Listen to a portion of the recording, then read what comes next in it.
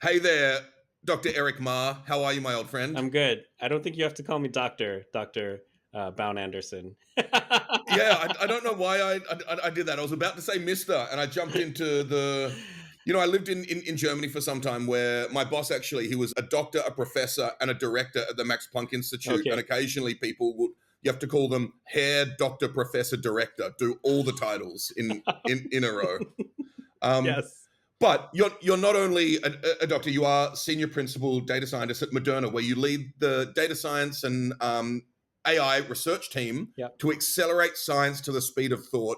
Um, Maybe you could just tell us a bit about what you do before we jump into all the wonderful things that we're here to talk about with respect to Pixi, research science, package management, containerization, all of these Yeah, things. absolutely. So at Moderna, we have a small but high leverage data science team. It's called the Data Science and Artificial Intelligence Research Team, where basically computer nerds, science nerds, and data nerds all in one. So one of the key defining characteristics is everyone on the team who has joined after 2021 has had at least graduate level training in the sciences.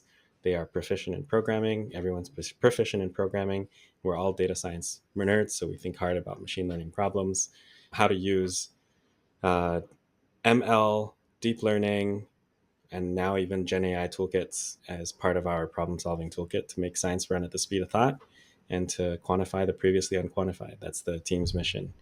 Um, Amazing. yeah, And as you and I know, part of doing this type of work these days involves doing a huge amount of computational work and making sure you have everything set up properly, package wise, versioning yeah, wise, across different environments, different clouds, that type of stuff. You and I have taught together for many years, yeah, and even getting environment setups working in tutorials is yes, a wicked problem, right? We've used Conda, we've used Mamba. I was really excited to recently hear that you'd adopted a relatively new tool called Pixi, yep, which is built by our mutual friend Wolf and his team at Prefix, which is a fast software package manager built on top of the existing Conda ecosystem. So I'd love to just dive in and you tell me why Pixi and what benefits it's had for you. yeah, definitely. I heard about Pixie for quite a long time. There are friends on Twitter who have been raving about Pixie for the longest time. And for that same period of longest time, I've not had the bandwidth to try it out. But I knew of some of the benefits, one of them being lock files that guarantee reproducible environments that are auto updated on almost every Pixie command. I was like, that's amazing because I've been in the situation before where pre Pandas 2.0, when we were using Pandas 1.5, we developed a bunch of code, and our whole Conda environment was based on that environment that had Pandas 1.5 in it. But fast forward to 2024, I'm here trying to rerun that code, and it turns out Pandas now, because we didn't pin Pandas versions back then, we were like anticipating that we would just track Pandas innovate versions as it gets upgraded. Turns out there's this like really insidious, weird Pandas dependent pickling error that Mm. happened where we were missing when we recreated the environment from 2022 in now 2024. We're missing, we pulled in Pandas 2, but now Pandas 2 had some Pandas 1 stuff deprecated. But the pickle file that we had pickled onto disk and archived in the cloud was dependent on some stuff that was present in Pandas 1. And I was like, oh man, do we really have to go in and debug this one more time? Right. And so that was when it dawned on me that the presence of a lock file would be really important. But previously, I'd also been rather unwilling to weave in Conda lock because it was a manual process. You had to do this at a set point in time. It was the lock file wasn't always kept up to date, and it could go out of sync with your configuration file. So when I heard that Pixie had auto updating lock files on almost every Pixie command, I was like very attracted to that. And then I think SciPy came by. That was SciPy 2024 this year. It's the first conference I've been to in 2 years, maybe. So it's been a while. And I got to meet the prefix folks, right? And I was like, I know their tool. Saw them at their booth. I know their tool. When the sprints come by, I want to try something with it. And so then sprints came by, and I was like, okay, today's the day to take the plunge. I don't have childcare duties. I have just myself, my laptop, and a bunch of fellow hackers in Seattle, in Tacoma, Washington. All right, let's do this. And so that's how it happened. Amazing. So perhaps you can tell us a bit about what you then did with Pixi and what wins you saw with it and why you've now adopted it across all your Yeah, projects. yeah, definitely. So I hack on open source stuff, and I started with LlamaBot, which is my own like Pythonic toolkit for interfacing with LLMs. My opinion, biased opinion, is that it makes it easier to build LLM based applications in Python. I thought I'd just give it a shot with LlamaBot, so I did it there. And one of the immediate things that became very evident was that I did not have to maintain this monolithic environment.yaml file that had to cover development environment use cases as well as notebook explorer use case versus covering the use case of I need to package this thing and distribute the Python package to other people. So Mm. that was one very big advantage that I saw. Second advantage that I saw was I was able to eliminate through the use of Pixi. I could get rid of my make file. I could get rid of environment.yaml. I could get rid of setup.config and setup.py if I on legacy projects for which I had both configuration files present. So I was able to really clean up the top level directory by stuffing a lot of stuff instead into a PyProject.toml file. Um, it's the use of Pixi also simplified and unified a lot of GitHub actions, which I can show later. So instead of having like disparate commands to do certain things within GitHub actions, I can stuff those commands in PyProject.toml and reference those commands in my GitHub actions. The Docker file became a lot simpler because I was just like basically copying source, copying PyProject.toml, copy pixi.lock, and pixi install. Done. Right? So a lot of simplifications inside the Docker file as well. So I came up with a lot of advantages that I eventually discovered over time. So you and I have used Conda over the years, Mamba, Yeah. Docker, Yeah. UV, poetry, Hmm. all of these things. So I'm wondering in this whole space, why should people try out something like Pixi? People working as research scientists or AI engineers or any of these types of roles. Yeah. I think part of the answer comes from a compare and contrast of the tooling and what they're able to provide. Perhaps we can simplify it a little bit. Package management, you would compare package management of Pixi with package management by UV and by pip, for example. Now, Mm-hmm. that on that axis, UV and pip only pull from the Python package index, and there's some stuff that's available in Conda that is not available on the Python package index. And Pixi is able to cater to both sources for packages. And that's one of the reasons to try it out. One of the reasons why you won't be missing anything if you do go to Pixi. Compared to using, say, Docker, Pixi is definitely not as system level as Docker. So you're gonna get you're gonna get certain things that you may still need to rely on Docker to package things up inside of system level packages. You may still need to rely on Docker, though that probably is changing Mm-hmm. with the Conda ecosystem. The definition of a system level package usually has just been what can I install with a system level package manager. But applications like Tmux, you can install them from multiple places. It's no longer is it just apt-get, for example. So that's another axis to think about this. The third one is to think about the comparison between Pixi and automation files, make files, right? I mentioned just now I could get rid of make files from my home directory, and make files were great, right? I could do make website and launch my personal website from my personal website repo, or make notebook from within LlamaBot and launch a Jupyter server from which people can like explore the usage of LlamaBot. But I can now just stuff it in PyProject.toml instead, and instead do Pixi run some command.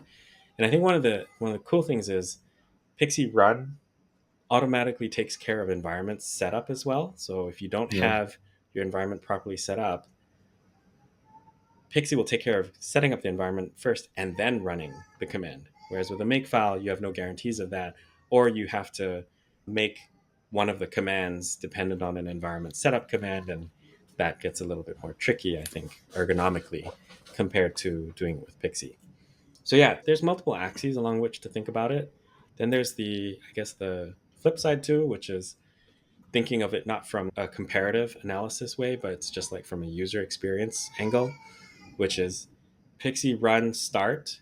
If someone in another project has defined Pixi run start as a command, and start basically launches a notebook server with and opens up a notebook that you can explore the analysis that was done, or Pixi run start launches a Streamlit app that verifies that you've got things working. That's extremely confidence building, right? For someone else who wants to go in and adopt your tooling. So that's, I think, another angle to from which to think about it. Like, we're not worrying about multiple commands, make, Jupyter, etc. We can lump multiple commands under just Pixi run something. Yeah, absolutely. And I love that point because we did mention earlier the need for ergonomic tools and tools which help you operate as quickly as possible at the speed of thought. Right? So I think something you're speaking to there is developer simplicity. You wrote about this in your blog post. So maybe you can just tell us a bit more about the simplified environment that Pixi affords and how this has impacted your day-to-day work as a software engineer and data scientist, data dude. Yeah, definitely. I can speak to it in my personal open source projects. We haven't used it at work, so I'm going to like project onto what it might look like at work. But definitely the impact on my ability to work faster within and with confidence within my personal open source projects is tremendous. One of the big things when we're talking about developing an open source project is sometimes we need to go in and just very quickly evaluate whether we should add in a new package dependency or not. And I can, at will, do Pixi add some dependency, like I might want to try ChromaDB, for example, and just do Pixi add blah, right? And Yeah. it'll become available in the Conda environment. And then I can go to my notebooks and play around.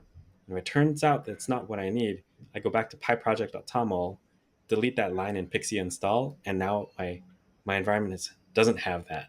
And if for whatever reason it's all messed up, for there's a freak neutrino that flipped a bit on my computer, then delete my .pixi folder and .pixi install one more time, and I have a clean installation. So it's so much easier to manage my environment that way. Right? I love the cleanliness aspect of it. And maybe you can also, I know you're probably going there, but speak to the speed of it because we haven't talked about that. This is Oh yeah, rebuilding the Conda ecosystem in Rust, right? yeah, it is very fast. I thought Mamba was fast. Pixi is also pretty darn fast. I didn't do a head-to-head comparison of the Mamba versus Pixi speed times on my personal computer for setting up an environment, but I think I did do in my blog, I did do a speed comparison of some kind. Must have Mm, been with or without GPU libraries or that sort of thing. Whatever it yep. was, I thought Mamba was pretty darn fast, but Mamba would usually just call on regular pip, and regular pip would take a little bit of time. Pixi's Correct. got what I think is the equivalent solver as the Mamba solver, and it uses UV underneath the hood to do solving of pip dependencies, which is blazing fast. So yeah, it is really fast. And speaking to that as well, the prefix devs, I think, also very thoughtfully put in a Pixi action, which includes Hmm. environment setup and, most importantly, actually, caching, which can dramatically take down the build times on GitHub CI/CD. And that was very cool to see, right? To be able to see, because otherwise the I would have to set up caching myself, and me managing caching, I would just rather delegate that to a GitHub action instead and have a GitHub action itself be responsible for the caching behavior. And so I really appreciated that. Very nice touch. It's like Italian chef kiss on that one. Awesome. So we have the cleanliness, the speed. Are there any other aspects that have really improved your day-to-day workflows? Cleanliness and speed, and then the lock file for reproducibility as well. We haven't had this happen yet, but I know that if someone else were to just do Pixi install in LlamaBot, they would I would be able to guarantee that they have the exact same package versions as I do. And so as long as they're on the same OS, they should not have any bugs they encounter. I should immediately be able to reproduce. If they're on a different OS, that's a little bit of a different story, but you never know whether you're going to run into OS specific things, Linux versus Windows, for example. But I know that if they're on the same OS and on an OS that I have access to, I can very easily reproduce their bug. Pixi install will solve a lot of the reproducibility problems.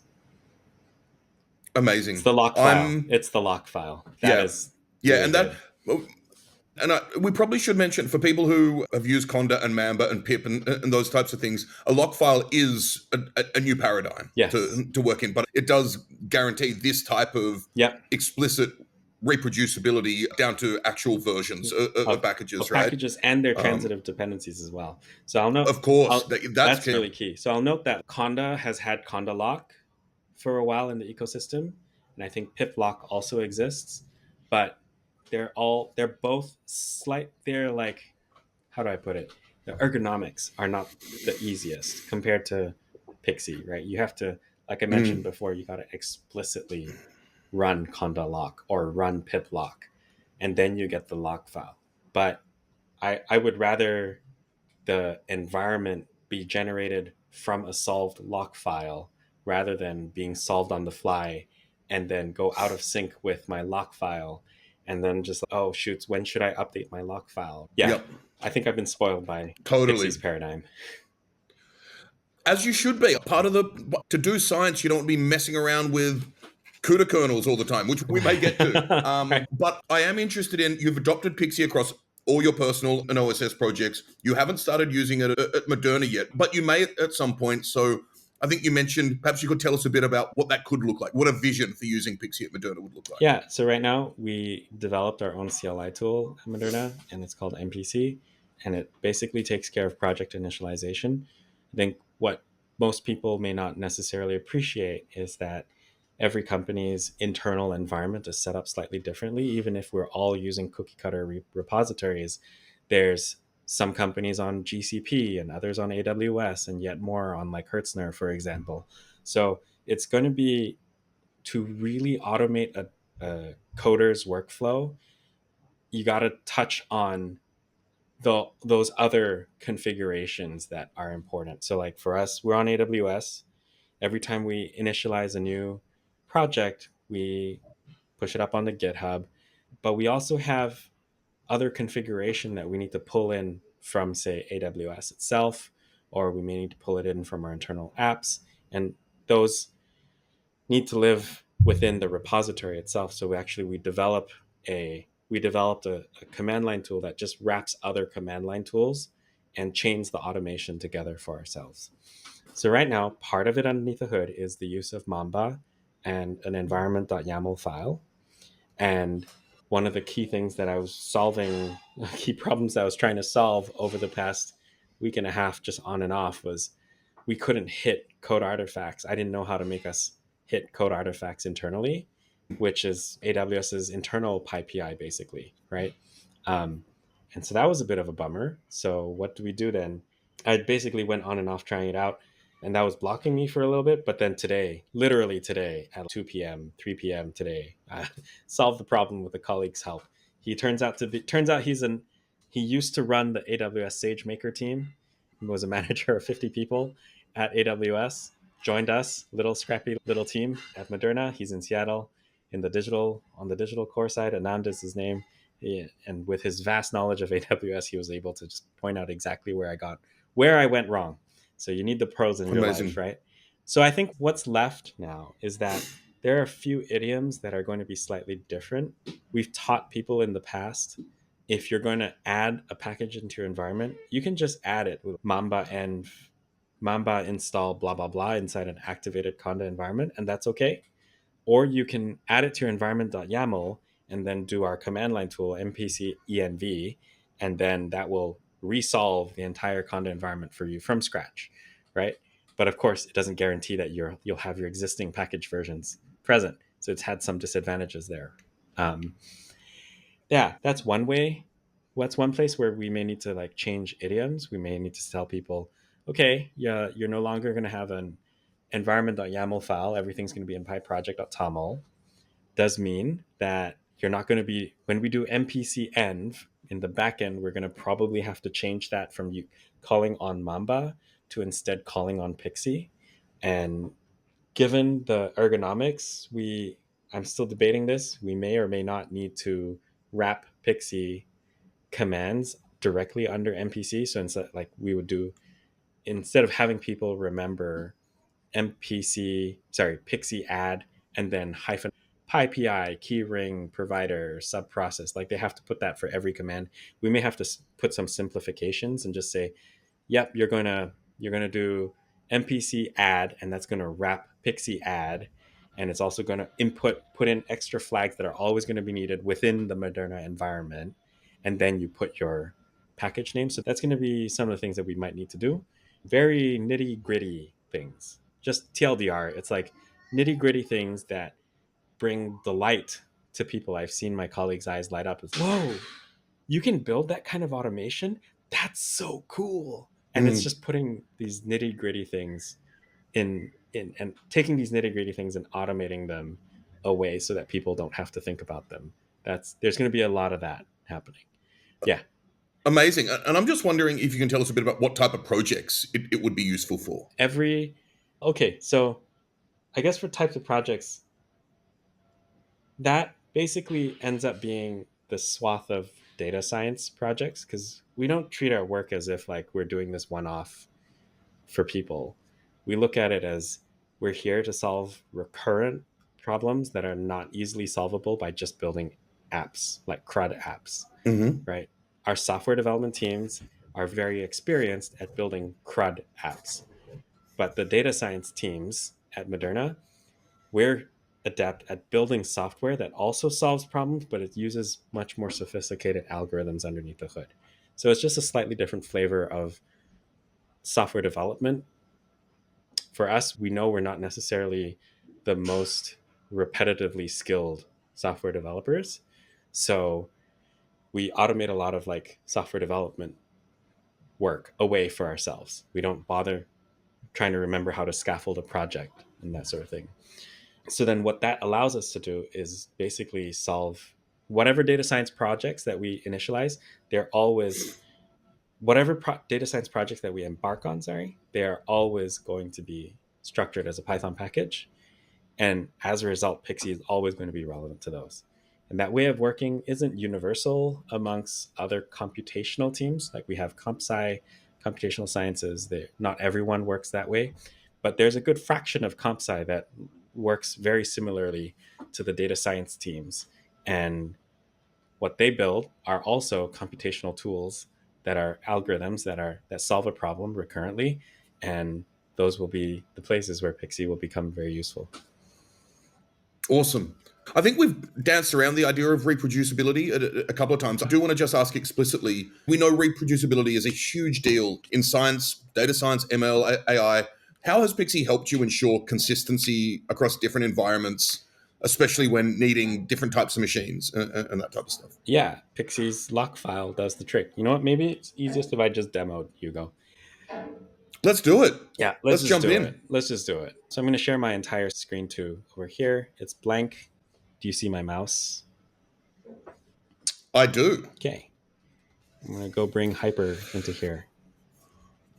So I have my scratch space, and I'm going to clone LlamaBot as if I never installed it ever before. And remind us, LlamaBot is your Python utility That's right. package to interact with LLMs and build LLM That's right. applications. And if you're curious about it, LlamaBot's right there. A few that's the README. You can pip install it. It works with local LLMs. It works with API providers. I have an API switchboard called Light LLM to thank. Like the developers of Light LLM have done a really good job. And I'm just going to while we're here, I'm just going to quickly show PyProject.toml, where the Pixi configuration lives. So there's the project. These are all the dependencies of that LlamaBot requires. And let me just see here. Notice the Pixi configuration. It supports currently Mm-hmm. 3 platforms: Mac OS, Linux, and right. And so then there's like different types of environments, right? So there's like environments that are just for those who want to run notebooks, environment for just building documentation where you don't need all of the things that are involved in software testing. You don't need like code linters or any of that. So I can have these environments.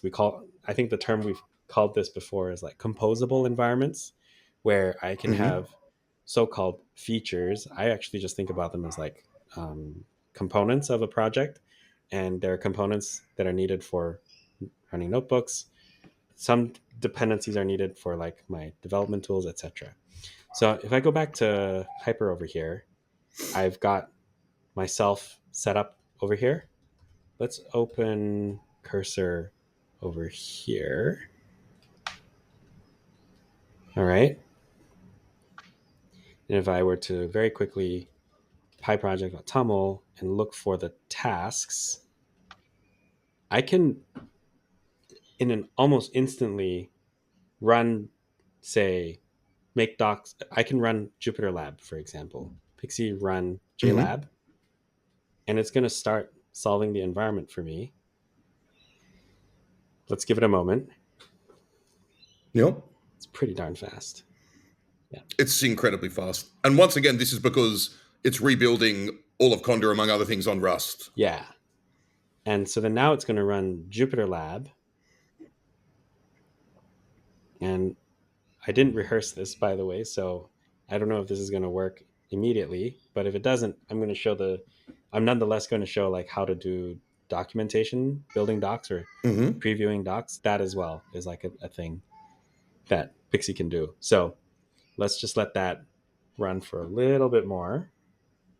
Sure. Meanwhile, in parallel, I'll just do this. So Pixi run docs. Oh, look at that. I didn't get to run Pixi.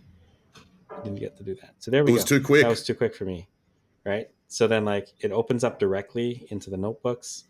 And I have a few example notebooks on like how to use LlamaBot. Simplebot's the easiest one. Let's see if this works. Oh, I'm missing that blog text. Okay. Didn't put that inside there. I have some outdated things I need to work with. But yeah, LlamaBot's installed. I can just, if I'm interested in just exploring, right? You can see the use case Mm. here. All I need to do is go in and go Pixi run JLab. And now I have myself JupyterLab open. Hugo, imagine Yeah. we were doing this as a SciPy tutorial, right? Mm-hmm. Just imagine like I forget about the Dockerized containers, the VS Code, dev environments. It's just Pixi run JLab. And now we can start It's teaching. incredible. That's pretty amazing. Yeah, Okay. So I'm going absolutely. to close the window and come back over here. Let's exit on the right hand side. Okay. So let's do Pixi run docs. It's going to immediately start trying to serve this. Do I have documentation issues? I don't think so. There we go. Here's my LlamaBot documentation. There we go. There we go. Right there. So it gives me the Wow. confidence. I'm ready to go ahead and work with it. So you just built all of this, Locally. This is on my Mac. And I can actually show yep, this. using one Pixi command. Yeah, pretty much. I'm going to do this one more time, except I'm going to do it on my GPU tower. So Mosh GPU. So now I'm on my Linux box at home. It's not too far away from me, Mm-hmm. just a few meters off. Make their scratch space. And then repo clone.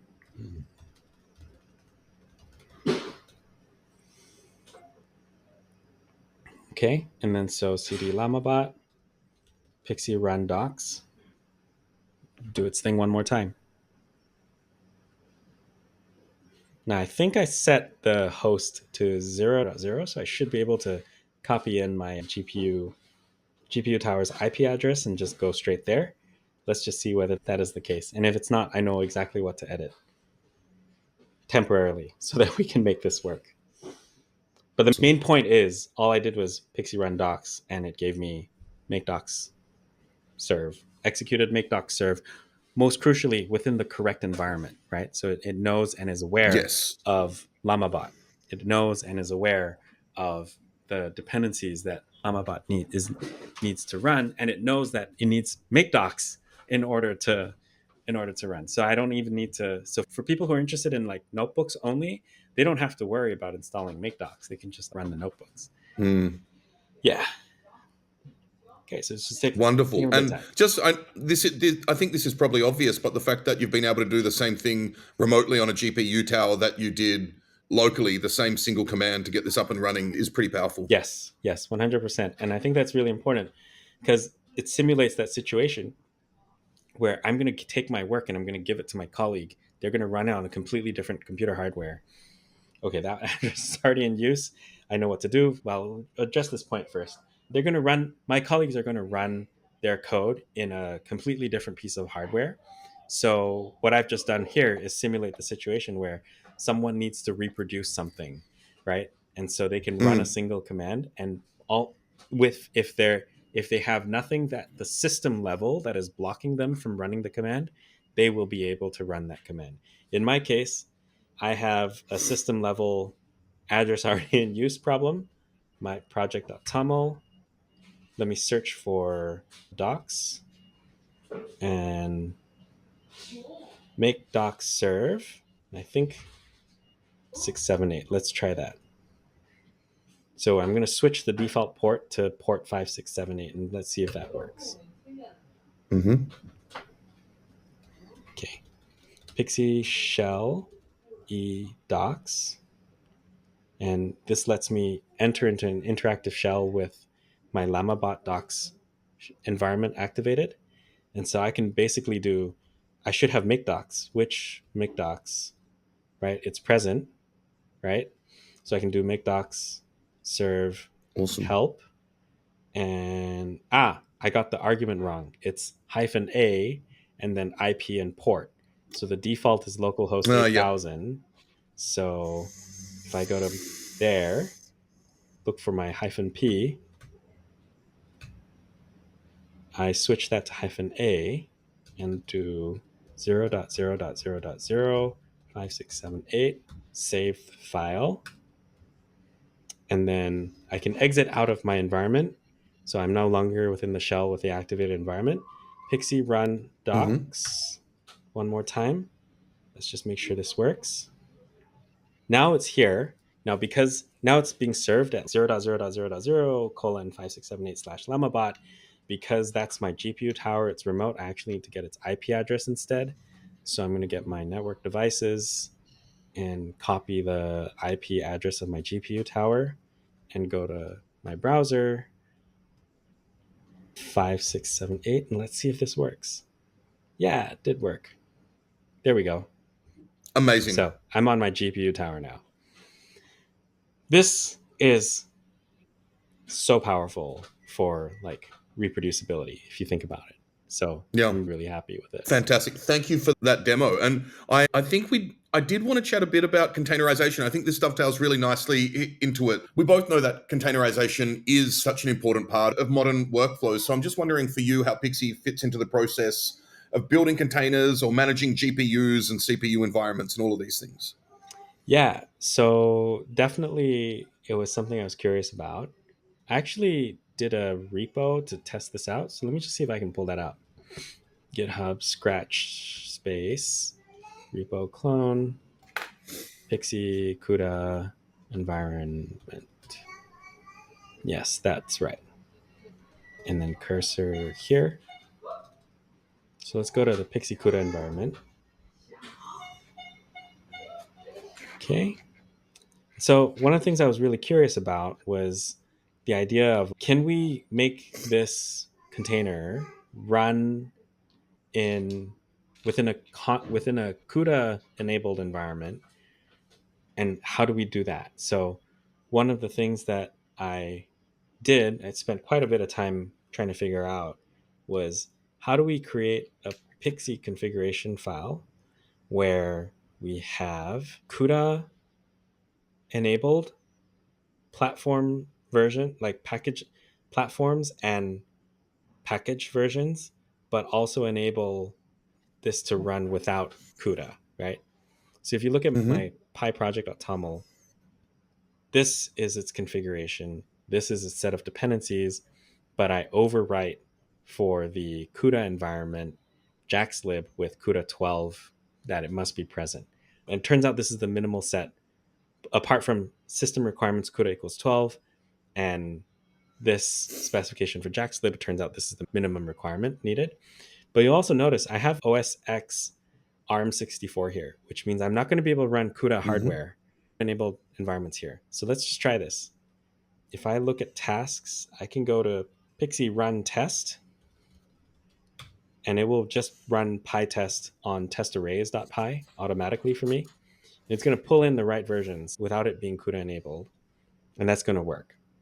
One of the reasons why I was really curious about this in Docker is because at work we ship Docker containerized command line tools on the cloud that enable laboratory scientists to be able to use it.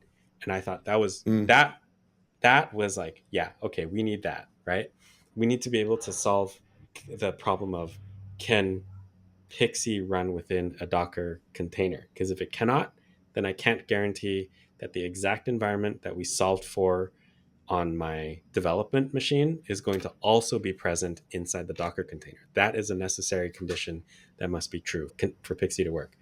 And then also, I was solving this problem, thinking about this problem that I'm encountering at work, but also thinking about if I want to ship something onto containerized, I want to ship a containerized app onto my GPU tower, but I'm developing on my Mac, like I need to make sure that they're going to be compatible as well, because I host for myself on my GPU tower a Doku instance, which is just basically a platform as a service, but I want it to be GPU enabled. So that's another like requirement that I have.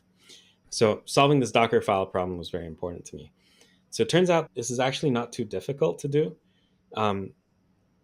You can start with a Pixi container. You don't actually need to start with an NVIDIA container. And I document this in my blog post as well. You can start with this container, copy in the lock file, copy in the PyProject.toml file. And if you don't have any other dependencies that you need to worry about, like other source files inside here, you literally can just run Pixi install and install it with a CUDA environment or without the CUDA environment. In my case, I want this container to always run within the CUDA environment. So it's going to do that. It's going to install the CUDA environment inside the Docker container. And I remember that there was a entry point shell script that I needed to ensure that every command that we run starts with Pixi shell and activates the CUDA environment. Or it runs without the CUDA environment. Both are doable. And this turns out to be the way to make this work. If I were to just come back to Hyper over here, and I can go back to my GPU tower, Pixi CUDA environment, I can do a thing where how did I do this again? So I would do something like Docker run. Actually, I'm going to need to refer back to my personal documentation, aka my blog. It's time to try out Pixi. And a great example of us writing things for ourselves as well. Exactly, 100%. Look for Docker, and then I could build the container. Just make sure I have it still. Yeah, I do have it still. Perfect. So let that run in the background. And here we go. Docker run this guy. So what this will allow me to do is it'll allow me to run the bash shell within the Docker container. Let's make sure this works. Oh, it may take a little bit of time. I'm gonna in parallel let this run in the background. And let me just see if this. Yeah, okay. I must have done a Docker system prune, something like that. Cleaned out my system. Maybe in the interest of time, Hugo, the best thing to do is to have people look at this as the example. I documented it all in my blog just to make sure that I didn't forget anything. So this was roughly June July when I figured this out. And yeah, basically you can see over here that I can run stuff within a Docker container with CUDA enabled, with a CUDA enabled software environment, but done without a Docker container that was base container that had the NVIDIA CUDA stack inside there. So this is like really cool to be able to see that happen. Amazing. So it abstracts over a lot of the details that you don't necessarily need to That's futz around with. that's right. And if we have this kind of pattern for the packages that we need, like we'll pull in the right versions of stuff, including the CUDA Mm. stack, which I learned from my blog post about why is CUDA so difficult.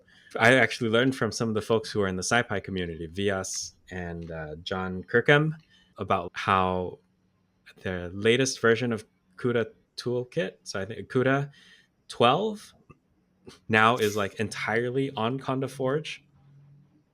So you don't even have to go to the NVIDIA EULA page, end user license agreement, sign your life away thing. You can just Conda install something that depends on CUDA, and if that something is configured the right way, it will pull in the latest CUDA correctly. And again, I have another blog post for myself to document that so I don't forget it, or I can refer to Mm. anytime I need to. Awesome. And we'll link to your blogs in the notes Okay. as well, because there's a lot of wisdom and hard earned wisdom in there. Blood and sweat, So I yes. do, if you wouldn't mind stopping sharing your Yeah, screen. totally. And I am interested in, to wrap up, who would you recommend try out Pixi? Like research scientists or data scientists or builders, or what types of people would you recommend trying it out? And what should they keep in mind when trying it out? Yeah, definitely data scientists. The title of my blog post was Data Scientists, It's Time to Start Trying Pixi. Not everyone I recognize. People have different levels of familiarity. They have different favorite toolkits. So it's going to be a bit of a learning curve, different learning curve for every archetype or persona that comes from different. Like if you came from Hatch and poetry, it's going to be one kind of learning curve. If you came from Conda Mamba, you're going to have my learning curve. If you didn't do anything, you came from like Google Colab, this is going to be a really big learning curve, but it's worth it. It's like worth putting in the effort Mm. because Pixi is great for a collaborative working environment. Like I was showing just now, if I'm working on one machine and I want to immediately run stuff on the next machine, bang, I'm there, right? Up and running in almost no time flat. So it was really powerful to be able to see that. Pixi comes with lots of automation to help guarantee the integrity of your Conda environment too. So that's really cool. Definitely research scientists, data scientists are on there. If you're a tool builder, Pixi is great. I know I have a tool builder hat or a tool builder persona as well with LlamaBot, and it's a great way to onboard people onto the project. I think one project that I have yet to migrate but is already on there on that list is PyGender. We've had a very complex dependency stack, and I think we can make it a lot easier to get on board with Pixi now. So yeah, that would be another one. Tool builders, data scientists. Those are the two personas that I can really speak to. Amazing. And I do just want to, we talked about this before, but in terms of the learning curve, for example, if you come from Conda, Mamba, Pip, perhaps you haven't explored lock files so much, which is necessary with Pixi. And there is a learning curve there, but the dividends that are paid in the end are far more than the learning curve, right? So Yeah, to your point earlier, the ability to not only deal with pinning and locking versions, but with transitive dependencies as well, will save you so much time downstream. yeah. I just have my one example recently to remind everyone. Like I spent a whole 2.5 hours debugging a pandas dependency. Do you really want to be spending 2.5 hours do you want to spend your colleagues 2.5 hours debugging a pandas dependency, or do you want them to do some creative science? It's a no-brainer to me. At Moderna, we talk often about ROI. What's the return on investment, right? um, the return on investment of tools like Pixi is time saved debugging unnecessary crap. So this is really, really good. Fantastic. So, everyone watching, thanks for sticking around. Do check out Pixi if these things interest you and you think it will be valuable to you. Also, check out Eric's LlamaBot, which is a really fun way to interact and build LLM applications in a Pythonic way. And we'll link to your blog as well, Eric. Mhm. As always, thank you for your time Yeah. and hard earned wisdom as well. You've been in the trenches and you bring back the knowledge we need. Thank you very much, Hugo. Appreciate it. Or should I say Dr. Bowne-Anderson? Dr. All Ma, my old friend. right. Cheers, Awesome. man. Until next time.